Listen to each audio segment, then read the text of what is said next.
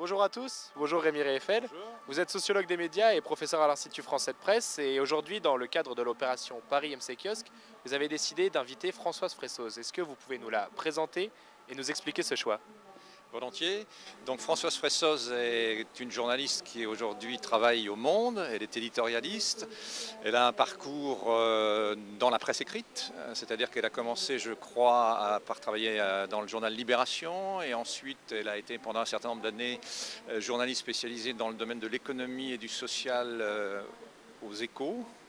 Elle est passée au Monde et a dirigé le service France-Europe à un moment donné. Elle a été rédactrice en chef du service politique. Et depuis un an et demi, donc, elle s'occupe de faire des éditoriaux et de tenir un blog dans ce journal. Alors merci, c'est parti.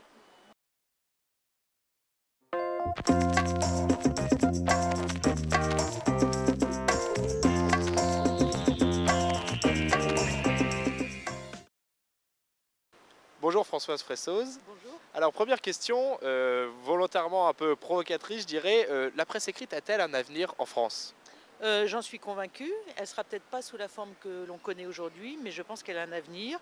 Simplement, vous voyez bien qu'on est tous très bousculés par le progrès technologique, que sur les journaux, la presse écrite, on ne peut plus raconter, on n'attend plus exactement ce qu'on donnait jusqu'à présent. C'est-à-dire que maintenant, l'information immédiate, brute, elle est sur le net, et que donc, il faut qu'on réfléchisse à une presse écrite beaucoup plus enrichie, avec aussi sans doute beaucoup plus de plaisir de lecture, avec du reportage, des enquêtes, des papiers à très forte valeur ajoutée, mais je suis convaincue qu'il y a de l'espace pour la presse écrite parce que dans une démocratie, on doit avoir de la matière pour pouvoir réfléchir en profondeur et c'est ce qu'offre quand même la presse écrite. D'accord. Ça me permet d'enchaîner en fait sur une question assez importante de notre époque. C'est l'espèce de guerre entre guillemets à laquelle peuvent se livrer les communicants et les journalistes pour le contrôle de l'information aujourd'hui en France.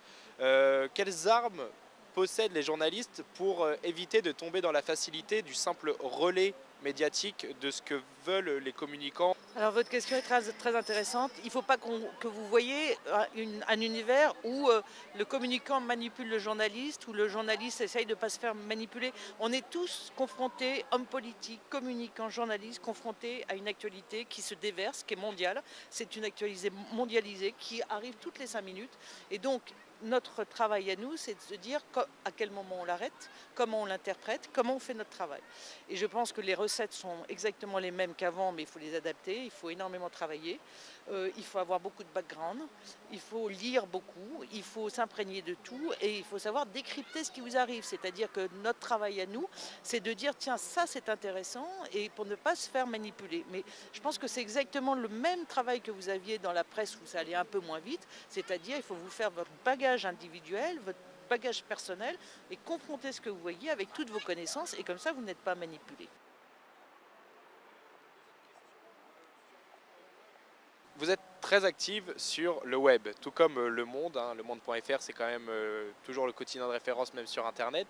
Alors, ça m'inspire une question. En fait, quel équilibre trouver entre visibilité sur le web et vente dans les kiosques? Est-ce qu'on peut être performant sur ces deux supports en même temps? C'est au cœur de la réflexion qu'on a au Monde, parce que évidemment le risque c'est d'être le journaliste complètement pressé du citron, en disant tiens tu vas sortir un bout de papier sur le net, et puis après tu iras sur le papier, tu feras plus loin.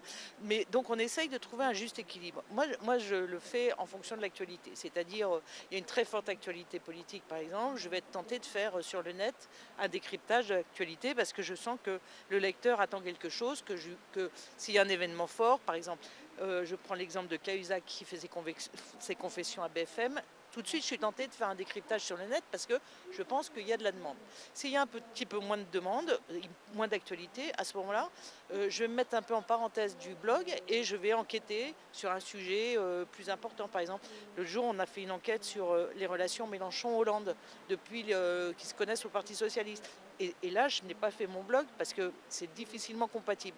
Mais si vous voulez, on a quand même une réflexion collective au monde de se dire, on court pas après, on essaye d'avoir une réflexion vraiment profonde sur qu'est-ce qui intéresse le lecteur sur le net et sur le papier et comment on répartit pour ne pas s'épuiser complètement. Euh, pour revenir à vous en particulier, vous avez récemment refusé la Légion d'honneur. Est-ce que c'est par volonté de marquer une indépendance journalistique ou c'est un désintérêt pour cette distinction? J'aurais été, je ne sais pas, une grande chercheuse ou j'aurais vraiment rendu un service éminent à la République, je l'aurais accepté.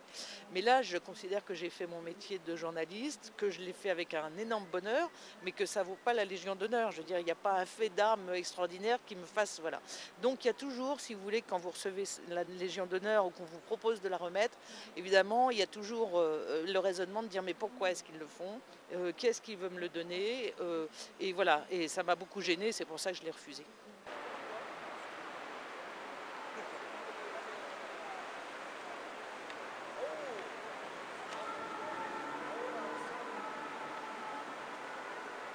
Nous voilà maintenant devant le kiosque de l'IFP. L'occasion pour moi donc de rappeler que vous enseignez dans cette école de journalisme. J'ai dans ma main la revue Cosmos qui est en fait faite par les étudiants en journalisme à l'Institut français de presse. Voilà, on la montre un peu.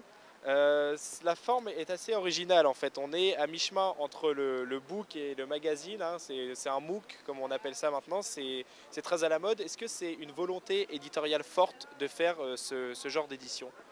Je pense que oui, vous avez complètement raison. C'est-à-dire que je pense que on est en train de s'apercevoir que grâce au net, on ne fait pas du tout de l'information bas de gamme et petite, mais au contraire, on peut développer des formes de reportage très importants. Et je pense que ça, c'est lié aussi à l'évolution du journaliste. C'est-à-dire qu'à un moment, les journaux ont été un peu étranglés financièrement. Donc ils ont fait un petit peu moins de reportages, d'enquêtes, et ils se sont appauvris. Et donc actuellement, il y a une tendance, aux nouvelles technologies, vous partez avec votre appareil photo, vous partez avec votre micro et vous pouvez faire des enquêtes. Et donc ça donne après des enquêtes longues sur des sujets originaux où vous êtes libre de le faire. Et après, on peut arriver à quelque chose de très soigné, de très beau. Et moi je dirais que c'est presque entre le journal, entre le livre. Et je pense que ça va renouveler, quand vous me disiez tout à l'heure, est-ce que la presse écrite est morte? Non, je pense qu'au contraire, ça va fortement renouveler la presse écrite parce que vous aurez la possibilité de lire bien imprimé, de façon vraiment plaisante, des enquêtes qui ont été réalisées sans que ça coûte extrêmement cher aux journaux. Donc ça permet une liberté très grande. Alors justement, ça me permet de poser une dernière question. Selon vous, à quoi ressemble le journaliste du futur? Ben, je pense qu'il est, je vais peut-être vous décevoir, mais c'est éternellement le même journaliste, c'est-à-dire un journaliste qui pose les bonnes questions, qui, quoi, comment, où, un journaliste qui a suffisamment intégré son background pour être capable de juger de façon le plus objectivement et le plus honnêtement possible.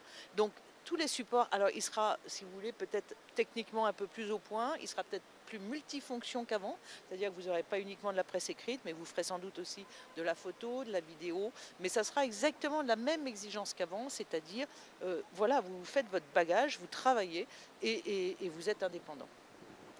Bon, bah alors on va se délocaliser devant le kiosque pour la troisième partie de cette interview.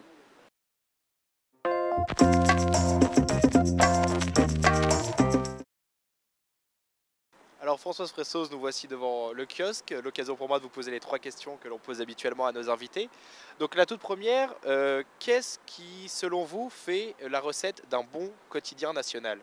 Alors, je pense qu'il faut de la diversité, c'est-à-dire qu'il faut, pour moi, il y a un bon reportage, il y a une bonne analyse, il y a un bon récit, et puis c'est dans l'actualité, hein, parce qu'on est quand même un quotidien. Enfin, moi, j'ai toujours travaillé dans le quotidien, donc voilà, il y a de l'actualité. On est pile poil dans l'actualité, et on essaye de dire au lecteur, ben voilà pourquoi nous, on pense que ça c'est intéressant, et on va vous expliquer pourquoi on pense que c'est intéressant, et donc on va vous raconter une belle histoire où on va vous décrypter de façon la plus intéressante possible et les moins ennuyeuses cet événement, et on va essayer de vous donner du plaisir. Je pense que la notion de plaisir est très importante.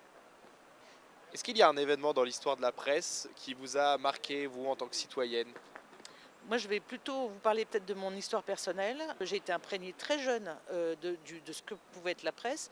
Et il y a deux choses qui me reviennent. C'est le rire quand il était avec ses amis, c'est-à-dire un vrai rire de bonheur de faire son métier. Et puis la scène où, quand le Canard enchaîné avait déménagé, le ministère de l'Intérieur avait essayé d'installer des micros. Et donc, moi, je devais avoir 10-12 ans, et mon père m'a emmené voir cette plaque. Et donc, pour moi, le journaliste, c'est aussi une méfiance à l'égard de tous les corps constitués, en tout cas une grande volonté d'indépendance. C'est de voir votre père qui vous a donné envie de vous lancer dans le journalisme? Je pense qu'il n'y avait pas, en le voyant, je me disais, il n'y a pas d'autre profession plus intéressante et amusante que celle-ci. Enfin, une dernière question un peu plus ouverte, ça c'est pour vous laisser le mot de la fin, entre guillemets. Quand on observe ce kiosque, tout simplement, qu'est-ce que ça vous inspire? Du bonheur, parce que je trouve qu'il y a de la profusion.